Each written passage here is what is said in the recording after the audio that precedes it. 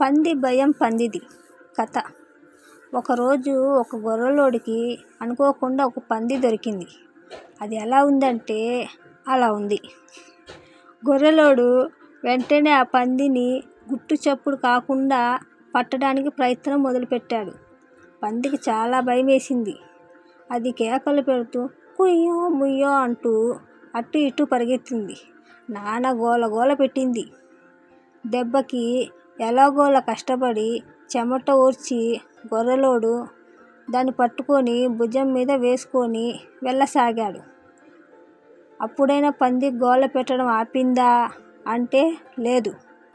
దాని మానాన అది వదలకుండా మహాగోల పెడుతూనే ఉంది. భుజం మీద ఊరికే ఉండకుండా మెలికలు తిరుగుతూ కిందికి దూకి పారిపోవాలని ప్రయత్నం చేస్తూనే ఉంది.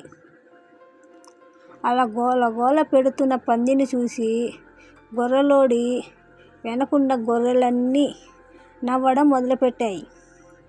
వాటిల్లో ఒక గొర్రె పందితో ఇలా అంది, ఓయ్ పంది, ఎందుకు అలా గోల పెడుతున్నావు? ఎంత సిల్లిగా కనిపిస్తున్నావో తెలుసా? ఇలా చూడు, నన్ను అందరూ పంది అయ్యగారు అని అంటారు. అప్పుడు గొర్రెలు ఇలా అన్నాయి, ఈ గొర్రెలోడు మమ్మల్ని కూడా ఇలాగే పట్టుకొని నడుస్తాడు. కానీ మేము ఎప్పుడూ ఇలా గోల పెట్టము. మర్యాదగా చెప్పిన మాట వింటాము. అలాగే పంది అయ్యగారు. వెనకనున్న గొర్రెలన్నీ ఏదో ఎప్పుడు భయం అంటే ఏంటో కూడా తెలియనట్లు మొఖాలు పెట్టి తల ఊపుతున్నాయి అడ్డంగా. దానికి పంది ఇలా జవాబు చెప్పింది, మిమ్మల్ని గొర్రెలోడు జాగ్రత్తగా చూసుకుంటాడు. మీకు స్నానం చేయించి మేతకు తీసుకువెళ్ళి మిగతా జంతువుల నుంచి కాపాడి కంటికి రెప్పలా చూసుకుంటాడు. అందుకే మీకు అతనంటే భయం లేదు.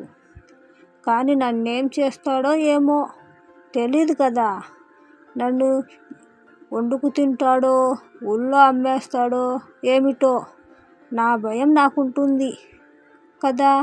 నిజమే, ఏ అపాయం లేనప్పుడు ధైర్యంగా సాహసవంతుల్లాగా ఉండడం చాలా సులువు. ఆపద వచ్చినప్పుడు కదా భయం అంటే ఏంటో తెలుస్తుంది.